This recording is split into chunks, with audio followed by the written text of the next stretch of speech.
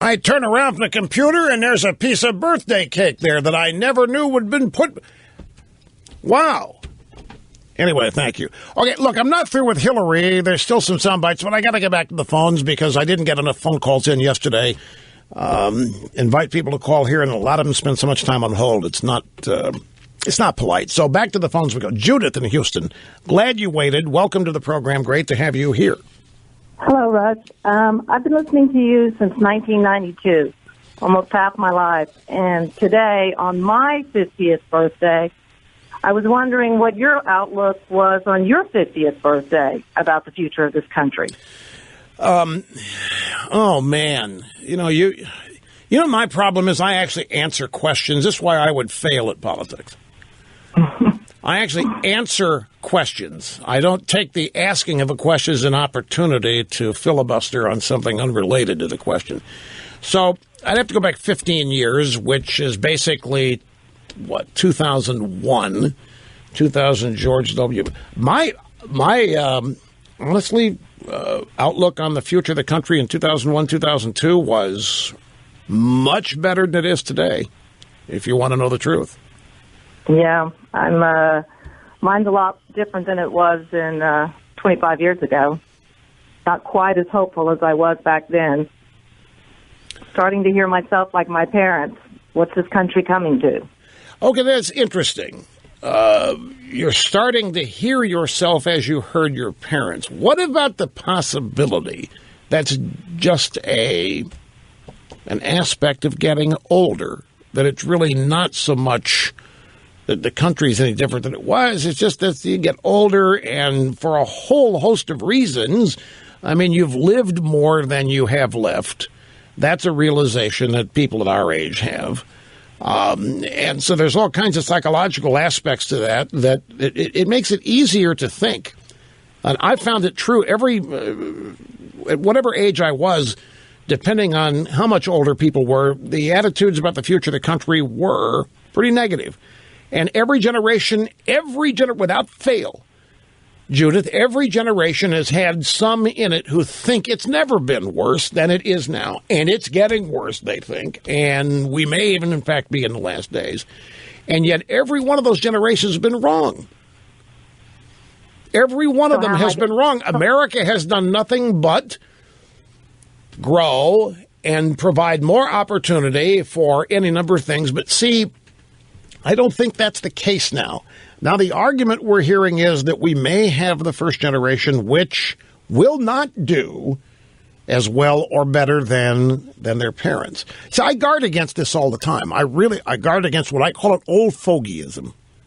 I vowed when I was young that I would never become one. And so I'm constantly on guard. I'm always asking myself, am I being objective when I analyze where the country is and where it's headed? And I think the situation is dire. I think this country was sold a bill of goods in 2008 and bought it hook, line, and sinker. And if this does not stop, there's always going to be an America, Judith, but what it's going to be like and how it's going to be governed and run. And I mean, the biggest thing I see, and there are many things, it's tough to single one thing out, but we are losing liberty and losing freedom. At the same time, our government is growing exponentially. It's getting bigger and bigger and incurring more and more debt. Real problems that at some point in time have to come home to roost. So it's an ongoing effort here to not succumb. It's very easy to think that we're in a mess unlike we've ever been in before. It's very easy to get seduced by that kind of negativism. Negativism is something everybody's capable of without any effort whatsoever. So, but I can tell you that my outlook in 2001 is different than it is today, just being honest with you. There's no question that it is. So how will my outlook look in 15 years? Hopefully good. Well, we don't know because we don't know what's going to happen. We don't know what's going to happen. Does yours look better today than it did? No. Yes. Well, my outlook See, I'm balancing things because I do try to remind myself of my, and sometimes it takes reminding. This is my point, that I have a basic optimistic nature. And I can tell you, I can't give you reasons, so it's not very persuasive, maybe. But I do think all this is going to be overcome. I do think all of this liberalism is going to beat back. I can't tell you how.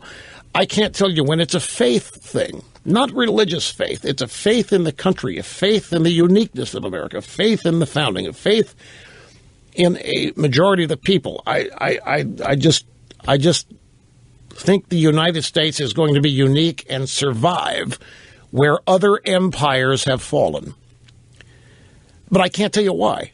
And I can't give you specific predictions or reasons why, other than I just am a general optimist. And I do believe that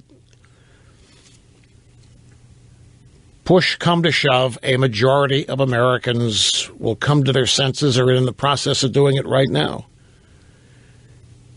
And that there will be a tipping point at some point. And how it manifests itself, I couldn't tell you. It's not blind faith. It's not blind, willful hopefulness. It's a genuine optimism I have about it. But I can't be any more specific than that. It's why I'm still doing this. To be honest, I think it's like it all matters. But any day, there are events that happen that make even the biggest optimists question themselves. For example, if you would have told me back in 2001, 15, 16 years ago, that gay marriage would be the law of the land, there's no way I would have believed you. And that transgenderism is in the process of being celebrated, no way I would have believed you. If you'd have told me on September 12th, 2001, that anybody who thought militant Islam was an enemy of the United States would be attacked as biased and prejudiced and racist, I wouldn't believe you. You know, those are things that have happened.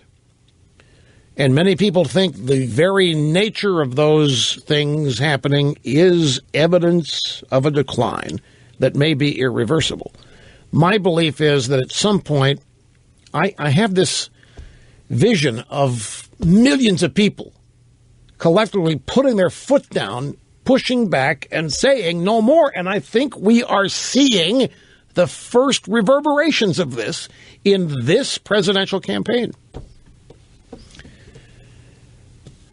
I wish I could be more specific on my optimism. I can't. It's just an attitude that I have and a thought as well as feelings. It's all combined. Judith, thank you.